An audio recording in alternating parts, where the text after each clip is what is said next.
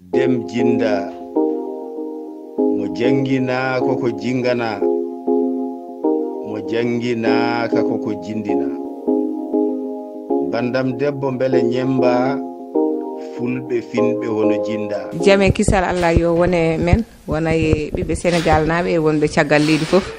en calmini e hobbe men wonbe do be Ngari TV e Big Weltare en calmini ben feewi do e lycée Dagnam ko an woni présidente ganda ko parent d'élève en jiide do balde be badino batu ngam tigi yewtude cadeele ko faati odo covid 19 woni boros gondo enamo kono en ji hakkunde modon wadi cadeele kewde ada wayatani min cadeele de ina wayno no birdani de do balde min badino batu nguno sabino dum ko enen hewbe e jinnaabe nde wiya tan nyawyono gel wadi kam biyata coronavirus nde ari do e der leydi he ha horejo leydi Sénégal ƴetti kuulal wonde wi nyande didi ndudo lewru ina foti didi lewru joybiru ma wat ganda hen pour ego dude de fo bamta e on saha non jinnaabe elewaaji bi kuli ngam dido diwunuji di janginobe école be kambe fof be ngoni koy diwunuji di ganda di nyawyirgel nan ko biite coronavirus nani hen dum non tawde on nyaw nan hen be baawa be koolaaki suka mabbe ina ngara janginobe ina ngara ina biya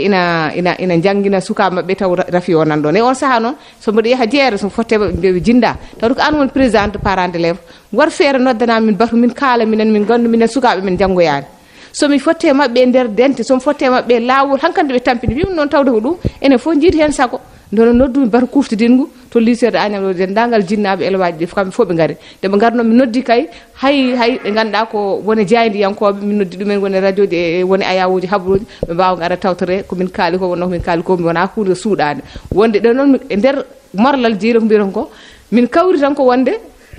sukaabe be amen be mbawata jangude don to tawi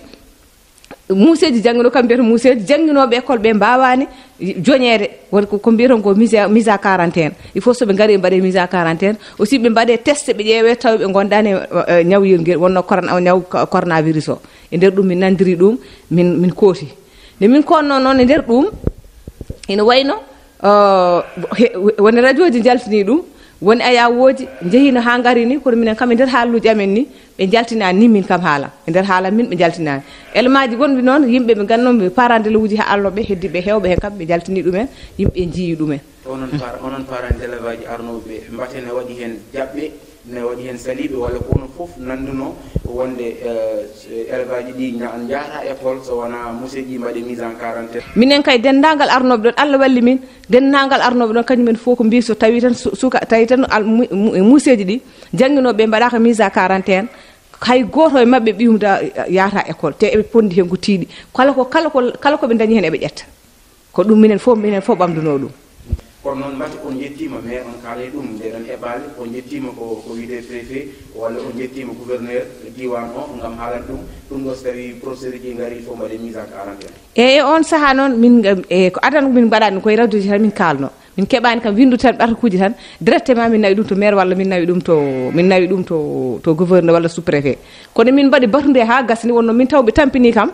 hankante min hoorami mi yejjit oɗon ɗum ɗo ni mi haalino e radio mi waɗi déclaration gila min jooɗaki noon mi waɗi jewte e radioji ɗi mi waɗi fof mi waɗi publier Facebook mi haali WhatsApp mi haali fof pour wonde kam yoɓe gandu minen min kuli ɗum ɗon e wonde kadi min jiri ko ɗum waɗe gila min cuwa wadde ba kam mi waɗi kono ñande min mbaɗi batugo ha min gayni nen ñande heno min bindi ɓarkuji min nawi sous préfet min nel dum ko proviseur amen min bi sous préfet yo bennin parce que kañum woni mawɗo ɗo kañum wawi ɓenninde to maire kañum wawi ɓenninde to gouverneur inspecteur te min gandi yettima toon parce que e nder ɗum min keeɓi réaction ngaji ganda jaafa ɗon dille ɗe ganduɗa min no wiyete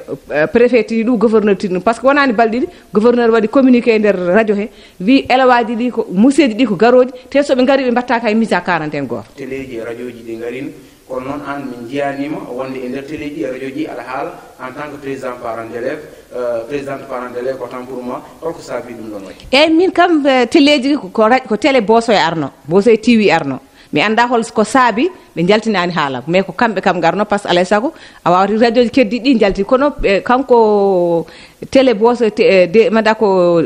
Boso e TV ɓe jaltinani haala mi anda hol sababu haɗi ɓe jaltini kono ɓe jaltinani haala heddiɓe noon ɓe jaltini haalumen ɓe jaltinani haala tegalde gouverneur o wi procédure ji mbaɗetake mise en quarantaine mbaɗetake test ko fati covid 19 o onon hol jaɓɓal ngal jaɓɓum ɗon hen jaɓɓal ngal min jaɓɓi hen kay min mbi ko minen kala ko min keeɓi hen min ƴetta kono sukaɓe men jogorani yaade ha yeehi noon so Allah waɗi nde wajiɓe ngari nde kamɓe fof ndeɓe jolna e otoji mbaɗa comme no balni ɓe nanna ɗo kamɓe fof noon ndeɓe naati kam bosoya ɓe woni mabɓe waɗɓe koye joñɓe koye mi waɗɓe koye mum mise à quarantaine heddiɓe ɓe min nani médecin district mo Thilogne noddiɓe kamɓe fof nawiɓe ɓe mbaɗama test ɓe nana mbaɗa mise à quarantaine ɗum tagi ɗon ɓerɗe amen puɗɗi yedde hay ñande wetata nde ɓe gaddi ɗo kaɓirɗe pour ko fate janggingol école nde proviseur o noddi kam wiyomi ya lycée mi anda wajiɓe gari ɗon jaami toon tawto guila subaka taw ɓe noddimi ɓe mbi yomi ar maire amen woni Farba Ngom ina addi ɗon ɓe ganduɗa ko lawƴo ɗum ɗi noon mbiyete service d'hygiène ari ɗon ina fompana min école amen ɗum noon kam ɗon min jetti ɗon maire amen Farba Ngom ñande hen kam subaka o kañum waɗi en ballal muɗum foppani min addi service d'hygiène fompi école o ha laaɓi e nder ɗum kikiɗo ɓe gari ɓe gaddani min kamɓe inspection ɓe gari ɓe gaddani min kaɓirɗe ko wayno gel uji e max eji e ganduɗa ko goɗɗum ko yadate coɗorɗe ɗum ɓe gaddi ɗum hay sinno ko yonani ɓe gaddi kam ko ganduɗa ko semtori ko faari hen eyyi koto ɓuuri hen deñude hakkadi kadi maire amen kadi ɗum kadi min jetta ɗum maire amen kadi hoore mum noddi kadi conseil makko ko faate e éducation won kadi noddi min yomin gara min jeehi min garani toon ko faate max eji min garani toon gel uji min garani toon ko gel e max min garani taw ko maire amen Farba Ngom kañum walliti min ɗum e oɗon banggue ko heddi ko kam minen kam ɗon kam ɓerɗe amen deeƴi gam min gandi kam hay sono ko diwnuji ɗi département Matam o won hen ɓe mbaɗaka ɗum dille amen ɗe kam nafi on banggue saabu minen kam wonɓe bosoyeɓe ɓe nawama mbaɗama testé ɓe mbaɗama won heddi ɓe mbaɗa mise à quarantaine won hen koye men kañum mbaɗi koye men mise à quarantaine ñande wertane wona ouvrir ñande gonde ñande werta udde hewɓe mabɓe ne waɗa ɗum tagui min jogui jorto moƴƴo eyyi on jogui ɗon jorto moƴƴo kono huuɗi jogaji ɗi e oɗon saaha saabu wonde min jii information ngaji région de Matam heeɓi hen district Thilogne kañum ne heeɓi hen Sarliw kañum heeɓi hen ka goto e wuuro ma ɗo Agname Thioday heeɓi ka goto mbaɗa wona ɗiɗon kulhuɗi ɗi kulan ɗon gaari ɗo e nam eyyi a haali gonga ɗon minen koto min dañani ballo min dañi hen ballo min dañani ballo ko woni ɗum minen aɗa andi yimɓe fof jeeɓi tan koye télé wajiɓe nana joola a andata hon ɓen ne jettoto kono e nder ɗum mbimami minen ko ñande wertane wona uddidde nde min keeɓi wonde kamɓe wajiɓe amin faaɓe ɗo ɓe soɓe gari maɓe mbaɗa ɗum tagui noon nde kadi district mo Thilogne noon mbimi noddiɓe ɓe yeehi mbaɗoyama ɗum saabu tagata min gonɗinde aɗani sa yi rafi o feeñi ɓe ƴewda heddiɓe diwnuji nanɗo commune aji nanɗo e nder département he eɓen hen gondi hen taw ko wonduɓe hen kono noon ɓe ha joni andaka par ce que ɓe ƴewdaka ɓeɗo noon ɓe ƴewdama kono caggal nde gouverneur o wi ɓe mbattaki mise en quarantaine ɓe mbattaka test onon kay onon région de Matam onon ponno darade lang gam salade ɓe naata e département nde wonno département ji sappo e nayyi woni e Sénégal hen sappo e tati keeɓi kanko département Matam wonnomo heɓani onon belsinɗon ha département Matam wiya dañi 2 ou 3 cas est ce que wona caɗele ɗe koye moɗon goni minen caɗele koye amen goni caɗele gonaki e amen goni fuutankoɓe mbiyata ko laamu wawi gonga minen min mbaɗi ko min ponno ko wadde heddi ko ma anda ko ummiɗo a anda holde yettoto a wawa faddade ɗum sinno joni min wiyama ɓeɓen gummi oto mabɓe nana yaara raneru walla nana yaara dañcaɗi min gandi ko ɗum hay sinno ala ko min mbawi hen min mbawi darade daabiya min mbawi darade daabiya taw min daro daabiya kam min gandi ko daabiya woni natirde bosoya min daroɓe ɗo min paddoɓe kono ma anda waktu ummoto a wawa faddade ɗum satiri ko min mbaɗi communiqué ji amen min bindi ɓarkuji amen min gulle radio ji min gulle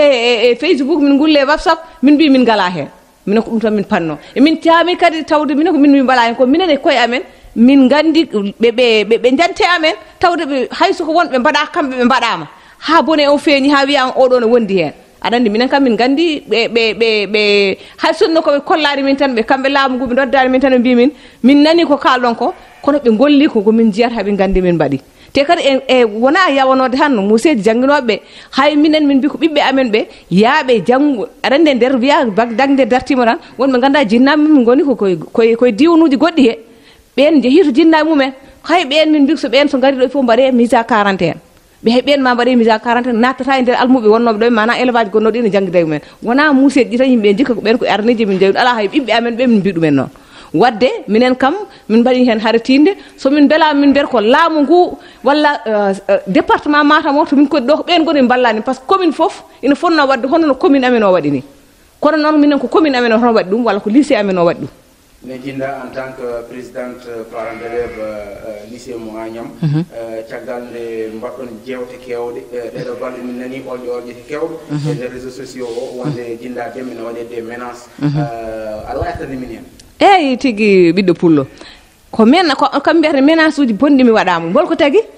mi heeɓi téléphone ngaji wonde sa renaki min paamaka tawde mbiɗa koye laamu he liggorɗa koye laamu liggorɗa sa renaki ma kala ko jiiɗa ko an totti hoore ma a wonta won ko gummanoɗa ɗo woto keɓɗa woodi kay ko face à face wona mawɗo goto e nder politicien ji Agnam ko on wimi jinda an aɗa woni conseillére départemental te wonko kottoɗa e gueɗal ko an arde e nder département mata fof ko wiyete art et culture patrimoine historique an koye makki liggorɗa so makki ƴetti ko laamu ƴetti hunde wi yo waɗe so wi yo waɗe mbiyata poɗɗa wiide ko yo waɗe mbimi ala mi wiyata noon saabu min ɗon mi joɗanaki laamu mi joɗanaki politique joɗinmi ko fedde parent d'élève ko ɓen jooɗi ko joɗanimi so o wi so ɓen mbi eyyi an mbiya ala on mawɗo mbaɗaɗa wawi jofade min ami koye ɗum ɗo wela wonani kono boosiya ɓen gandi Agnam nak par ce que ne wonde wona min tan goto eyyi min mboɗo wawi sudde inde makko no suuɗaki saabu nde o haaldata yam nde ɓuuri yimɓe 50 ne jooɗi wadde ɗum suuɗaki boosoyaɓe nan tina ina gandi holmo kaldanmi heddi noon ko innude inde neɗɗo ɗum lawol waɗani ɗum ala joko sohlani tawaɓe ne gandi koye mumen ne gandi kadi mi fellaki ɗum nde o wimi ma laaɓ nde woodi ko jaabi moom mbimomi ko yo labru jaam biko tawde kay min mbiɗami ko affaire laamu ngu keɓiti mbiwomi noon an kala ko gurɗa koye politique min waɗani politique ɗo wona politique woni ɗo min mi yiiɗa haalde haala politique par ce que hay ɗo joni télé he mi yiɗano haalde politique saabu ɗo no mbimi ni jindadem gonɗo ɗo o hande wona sengo mo jindadem mo nan hen oɗo woni jindadem windiyanke defte walla jindadem jahowo e ɗemɗe gendiji walla jindadem ko haalowo affaire pinal ala ko jindadem président parent d'élève koorejo fedde jinnaɓe elwaɓe wonɓe Agnam ko on jindadem jooɗi ɗo wadde ha joni ko on jindadem mo wona politicien wona conseillére départemental ko on jooɗi ɗo wadde on jooɗi ɗo noon kañum yiiɗa hay haalde haala politique mbimomi noon min ko basam politique joguimi guila 96 mboɗemi politique ko basam joguimi kala mo liggottomi wona min goto yahata ko minen jaadata kono mbiwomi hay sinno ko basam politique o e hoore mum so kamɓe so mbinomi hande minen fof komin dewi koye ma kono sa yeehi aɗa haaɓo aɗa wiya yimɓeɓe ma mbaɗe mise à quarantaine manam sukaɓeɓe e jangguinoɓe école ɓe mbaɗe mise à quarantaine ɗum lycée o udditta min ngala e ma komin woppoɓe mbiyatmi ko yooɓe jaah saabu min so développement e politique gardi kam jahani koye développement hay sinno hande ko windiyankagal deftere mbindanmi ɗe hande so neɗɗo wiya mulanta kam deftere kono sabu arrewa en politique kono mulanta kam deftere yeru kon mbami hokkudema mi woppanno saabu deftere nde ɓuranimi saabu politique ko hendu koko yahata kono ɓamtare leñol cellal leñol pinal leñol jangde leñol ma en ken gurdeten ko hen maydeten hay nanɗo fof ko ɗum nanimi ko ardi fof ko wiide ɓiɓɓe Sénégal kam min ko jiimi ko wonde ko muusimi wonde ko yimɓeɓe darade ne gulla ina mbiya yo ko wiyete couvre feu noon mbiyaton ɗum de ko couvre feu yo ɗum itte yo yimɓeɓe goppe mi jaaha e bellanteji mumen min ɗum ko hunde musdemi hande o somin jottono jonde Macky Sall président de la république min mi nanggata hen ha tiɗ ɗum iwata joni laabi ɗi ko guddita ko aɗa yaani hen walla yadani hen min ko laabi ɗi guddita ko yaawi mi yadani hen mboɗo yiɗi noon Macky mboɗo teddinimo kadi mboɗo andi miijoji makko ko miijoji baɗɗi fayida kono min mi yadani hen saabu yaawi ñawnowel ngel yimɓe ene mbiya yo safre ñande fof ene wiye kawuji temedere jalti kawuji ka jalti yimɓe temedere gon yimɓe capanɗe joyi yimɓe ɗum ñande fof ne ɓeydo ɗum noon so ñande fof ne ɓeydama so udditama kadi wona beɗo ɓeydo saabu en ƴeewi Matam yimɓe debunuji fof keeɓi haydido kañum tagno ɗum ko yimɓe uddede mbasa mon fof keeɓi to wonno kono ayde uddita wiya yo wajiɓe yo gargane jangguinoya tan ɓe gardori e ñaw yon kon te soɓe gonintoɗen mbawno ha hande ɗum joɗɗen ɗo jewten ko yewtere wonde kono wona wiyede ɗo e Bosoya waɗi ha tengti e ɗo e Agnam lycée mo Agnam par ce que dañɓe ɗum ɓe ko professeur lycée de Agnam ko moƴƴuɓe mbeɗe ñagonoɓe Allah yallah hokkuɓe cellal haaɓe cella ɓe koota e nder galleji mabɓe ɓe dañanoɓe kadi Allah wasa hokku ɗumen par ce que ko museji waɗɓe fayida jangguinoɓe waɗɓe fayida vraiment par ce que minen liggotto e te kadi hay dañƴo ɗum o vraiment ko yimɓe gandi kadi ko neɗɗo baɗo fayida saabu o raɓani hewɓe kala guila o ari ko maxe makko jogui ko dentiɗo so wona wiide jomumen ne tuume ne gonduno e makko jaaha mbaɗa mise à quarantaine kono hayɓe wonduno e suudu ƴeewama hay o raɓani ɗum par ce que ɗum yimɓeɓe poti wallide walla neɗɗo wawi wallude yimɓe wasa rabde woɗɗoɓe kono sa tawi wonno mbaɗa hande sinno ko won on wawi rabde hewɓe kono Allah walli o maxe makko jogui gel makko jogui o wonde yimɓe suude ɗum kono o raɓani ɗumen heddiɓe ko ɓe jolduno e ortan wiya ko tuuma il faut jaaha ƴeewoya yeero fome mawɗo leydi o ko wiidemo mbeɗa ñagonomo Allah moƴƴere mboɗo yooɗama mboɗo welama mi haala noon haala politique wona banggue politique de hande mi haalano haala politique kono mboɗo yiiɗi nde o wallata yimɓeɓe o nanga yimɓeɓe ha ɓooya o moni fof yo wonto wonnoɗo ha diwa oɗo saaha hay sinno ko hata ko lebbi ɗiɗo e lebbi tati yimɓe ƴeewa saabu jangde nde ina moƴƴi kono so yimɓe cellani mbawa janggude Allah ina wawi ene mbawi wasa yaade année blanche par ce que yimɓe ne kuuli année blanche o ne woodi par ce que ustare kono kadi sa rafama ala ko ɗum ɗinta sa tawi aɗa wonde rafi ala fof ko jiɗɗa saabu ma cellani jiiɗa hunde ma cellani jiiɗa ɗon ta sellani ɗo hay hunde a yitta wadde noon min pour min ko cellal woni afogal vraiment min dembe yiɗɗe sukaɓe jangga mi yiiɗa kadi hitande wona hitande ne wonani haydara hitande ɓolu on mbiyata année blanche kono noon cellal koye woni afogalude ma cellade ne tala hunde so yimɓeɓe mbiyama jahata année blanche so tawi ɓe cellani ɓe jeehi école museji cellani sukaɓe cellani ɓe janggata de eyyi caggal ɗum ɓinguelam ɓiɗo pullo mboɗo yiiɗi wasiyade a boosoyaɓe ha tengti kadi e añamnaɓe e oɗo rafi gonɗo yimɓe mbasa hulde koko rafi ko jahowo ko rafi ke kadi ko rafi o yimɓe mbasa dogodirde mbasen dogodirde mun fof doga ha yimɓe hen mun fof ronko andude ko woni kadi ɓeɗo kadi museji ɓe Allah hokki dañi ɗum ɗo ɓe ne wawno kadi wonde meɗen min no mbawi tan ko wasiyade mboɗo yiiɗi museji koyemumen ɓe mbattu hakkille ɗum ɗo ko rafi koko ɓennata tan ko haydara o ma sellu ha wayno wona kañum wonno ni kadi kamɓe kadi heddiɓe enen kadi wondunoɓe mabɓe mbasen yiidede ɓe dogaɓe hankkandi ha ganduɗa kamɓe koyeɓe donka wonde yimɓe ɓe donka wonde yimɓe ko ɗum ɗo heddi tan ko moni men fof yo wat ko foti wadde ko goto men fof jooɗi yo wat heedo kam mbiyata maxe heedo e hunuko muɗum so jooɗi fof yo ƴeew ɓe ganduɗa hen taw ko ganduɗa ko mbiyata gel ne jaaɗa fo aɗa waɗa gel e jungo ma sa yeehi a arti coɗoɗa sa woni e nder galle hay soko wonko woni e juuɗe ma mone fof en ji galle ɗi nan mbaɗi bidonŋaji mon fof sa ari damal suudum walla damal bafmu taraw bidon nanɗo walla damal gallum bidon nanɗo lawƴa juuɗe ma toppirɗen sukaɓe toppirɗen laaɓal ko heddi ko goppen ɗum e juuɗe Allah mbatten hakkille ganden ɗum ko rafi tan ko jahowo hoto hay goto meɗen liggeyaji joganoɗi bon fof wiya hankkandi to kala to museji ɗi ndewno wonta jooɗo ɗon kala to ko jomumen gonno wonta ɗum wona ɗum ɗo ɗum haydara ala hay nafoore wotere mbatten hakkille liggoɗen ko liggoton ɗen jeheten ko jehtoɗen l'essentiel hoto yimɓe goppu tan heedoji ɗi woni maksiji ɗi woto goppu ɗumen yo toppire laaɓal ganda kadi enen foof ndennen duwonɗen museji yo Allah hokkuɓe jammuneɓe fay par sabu min koɓe ɓesgam museji ɗi ko ɓesgam woni profaji ɗi koɓe ɓesgam élewaji ɗi ko ɓesgam hay parent d'élève uji ko ɓesgam par ce que kamɓe foof tawi ko min Allah ardiniɓe hande hade janggo hade